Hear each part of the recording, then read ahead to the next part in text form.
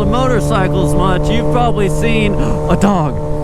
You've probably seen that Honda just added a new bike to the lineup called the Navi. And there's a good amount of buzz kind of surrounding it because it is something kind of different. So today I'm going to kind of talk to you guys about the stats and the features of it, and kind of talk about it, and we're going to discuss whether or not I think it's going to be a wild success or a huge flop. So the Navi actually is not a brand new bike. Honda actually produced it around the time of 2016, really only for a couple of years, without too much success with it. Back then it kind of had a little bit more of like an older style to it, but the new revamp of it is very modernized, and they definitely went through and they switched up a lot of stuff on it. So it's available in 4 colors. First there's Grasshopper Green, which is kind of more of a bright neon green, and then there's, I believe it's called Ranger Green, which is a more dark military green. Then there's red, and then there's nut brown. I actually personally really like the nut brown. I actually really like the way that looks. But so, what makes the Navi a little bit different is that while it may kind of look like a Grom, it is actually modeled more like a scooter. And what I mean by that is the fact that it does not have a standard motorcycle transmission with a clutch. It has what's called a CVT, or continuously variable transmission, and scooters and mopeds have that style transmission, meaning there is no clutch to it. So basically once you start it up, all you have to do is hit the throttle and you will accelerate, and there's no shifting. I'm not going to go super in-depth into how a CVT works because I could talk about that for hours, but golf carts tend to use them, and Nissan has actually been using CVTs in a lot of their vehicles for years now. But it has a 109cc air-cooled engine in it, which is paired to the CVT. So it's not quite as big of an engine as a Grom. A Grom is a 125cc. But one little thing that I do kind of have to give Honda a little bit of shit for is the fact that it is carbureted. Anymore, carburetors really are not a thing, and I don't really think they should be a thing that's coming out of as big of a reputable company as Honda. I find it kind of weird that they are putting a carburetor on this bike, although I can kind of understand why. Reason being that this bike you can buy brand new for $1,807. Now, it probably would have been super difficult for them to put a single fuel injector on it and make it a fuel injected bike. However, carburetors are cheaper because now you don't really have to have as much computerized stuff on there to run it. So if they're trying to keep the cost low, I can kind of understand why they decided to put a carburetor on it. It sits about the same size as a Grom. However, it's set up a little bit more different than a Grom. So in between your legs actually is not where the engine is. It is a storage compartment, which I think is kind of cool. I do like that it fills out the frame a little bit more, and that is a lot of storage room. So if you're going to be using this thing for like commuting to and from work, you have a lot of space to hold your stuff. It's also a pretty fuel efficient bike. I believe Honda claimed, from what I remembered seeing, about 100 miles to a tank, and I want to say it's a little smaller than a 1-gallon tank, or it might be like right at a 1-gallon tank. So what it kind of appears that Honda was trying to do with this bike is that they were kind of trying to make it almost like a Ruckus, but a little bit more appealing than a Ruckus, because as I said, this bike has a 109cc engine in it.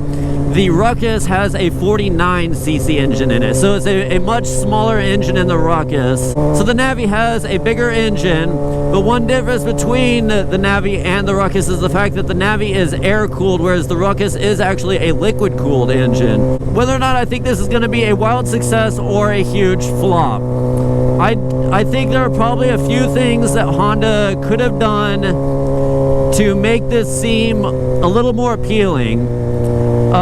It definitely looks like it is a great platform that you can build on, because I know like guys with Groms and stuff like that, you know, they love building Groms, and there's all sorts of aftermarket things for it. I think this bike is going to get a good amount of aftermarket support. but I think there's a couple of things they probably could have done a little bit differently. First thing that I think they should have done was make it fuel injected. Because while yes, you can get aftermarket carburetors to improve performance along with aftermarket exhaust, I think fuel injection would have made it a little bit more of a user-friendly bike. But I do see there being highs and lows to it, because as I said, a definite benefit to carburetors is the fact that now you don't have to worry about tuning the bike with software. You don't have to get a power commander, you don't have to send it up for an ECU flash. You know, all you got to do is throw a carburetor on it, tune the carb to your exhaust, and you know, you're ready to go. It's pretty easy if you know what you're doing.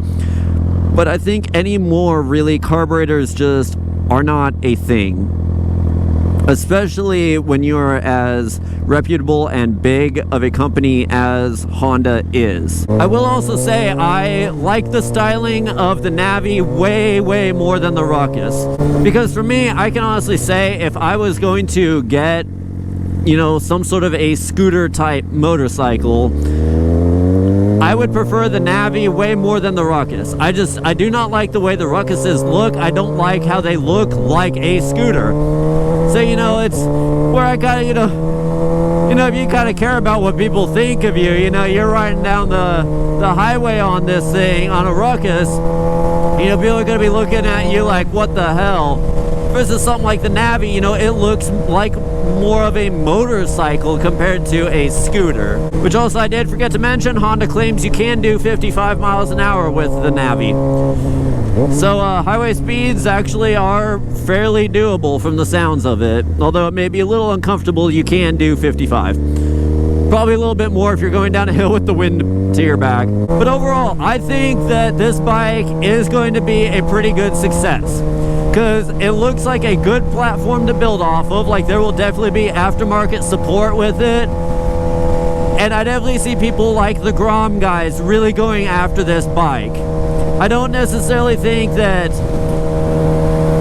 I don't really see the demographic that Honda is trying to reach going after this bike. They're kind of like going after more of the people that, like, you know, you just want to ride through your city to work and you don't want to have to get your car out. So, you know, they're kind of trying to appeal to more of the commuter type of guys, but I don't really see those being the people going after it. Like one of my Grom friends, his girlfriend is actually looking at getting the Navi to kind of learn on, which, I mean, yes, that sounds awesome. You know, you don't have to worry about a clutch and shifting, installing it. So, I mean, right there, it already makes it pretty easy. But I see those guys that, like, you know, they want like a stretched Grom, you know, they enjoy doing mods and stuff like that. I see those people kind of going after this bike. Because I can tell you right now, I would totally get this bike. If I didn't already have 4 motorcycles in my garage, I would totally go after the Navi. I mean, for the price point of under $2,000, like, you really can't go wrong with it. And especially with it having that 110cc engine, it's got a good amount of power. With retrospect, I'm not saying it's got, you know, like the power of this thing, but I mean, you know, compared to the Ruckus that only has basically a 50cc engine, the Navi having that 110 basically, it's going to have a lot more power, it's going to have some pep to it, and it should be a pretty fun bike given that it's about the same size as a Grom. So I definitely do see the Navi being a pretty good success. I think it's going to do well, and I'm definitely interested to see where it goes as far as aftermarket support and what people are able to do with this bike. But guys, thanks for checking out the video. If you enjoyed the video, please be sure to give it a thumbs up and subscribe to my channel while you're at it. Thanks for watching, guys, and I'll see you later.